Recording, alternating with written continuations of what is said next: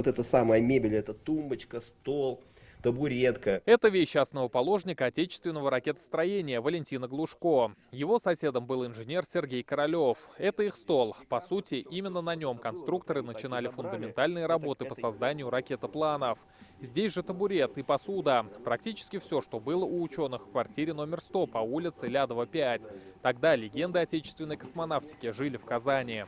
Затем в эту квартиру после отъезда Королева и его соратника и коллеги Глушко и еще ряда реабилитированных частично ученых из Казани в Москву, из Казанской Шараги в Москву уже для более серьезных дел. В эту квартиру заселили семью Глушко, то есть это это Тамара Ивановна Саркисова Глушко и Евгения Валентиновна Глушко, это дочка Валентина Петровича. Именно она перед смертью и передала в музей соцбыта вещи отца. Переехал сюда и семейный архив. В этом чемодане фотографии с Гагариным, документы, газетные вырезки и переписки Валентина Глушко с детьми и женой.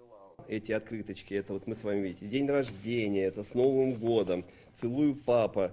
То есть везде он себя называл папа. И по времени видно, что со временем эти открытки уже шли с грифом правительственное. То есть он уже отправлял, видимо, уже будучи занят. Он, конечно же, не мог рассказать, чем он занимается. В середине 40-х необоснованно репрессированные Валентин Глушко вместе с Сергеем Королевым трудились в закрытом конструкторском бюро при авиационном заводе. Здесь они разрабатывали ракетные двигатели. В мае 45-го, уже после снятия судимости, ученые создали в Казанском авиационном институте первую в стране кафедру ракетных двигателей. Узнали про этот интересный музей, что здесь хранятся уникальные вещи такого человека, как Валентин Глушко. Сын с детства интересуется темой космонавтики, мы с ним часто ходим по музеям. Стало интересно история космоса. И узнала, что здесь проходит экскурсия на эту тему. И пришла посмотреть. И много нового узнала. Напоминание об освоении космоса можно найти и на карте Казани. К примеру, недалеко от улицы Гагарина расположилась улица Королева. Улица Валентина Глушко на другом конце города. Хотя по космическим меркам это совсем не расстояние. В Советском районе одна из улиц названа в честь покорителей космоса – космонавтов. Но то, что космонавтика стала такой повседневной, породило и проблему. Сейчас большинство совсем не знает современных покорителей звезд, в то время как раньше стать космонавтом было мечтой каждого мальчишки. Вы знаете, кто такой Глушко?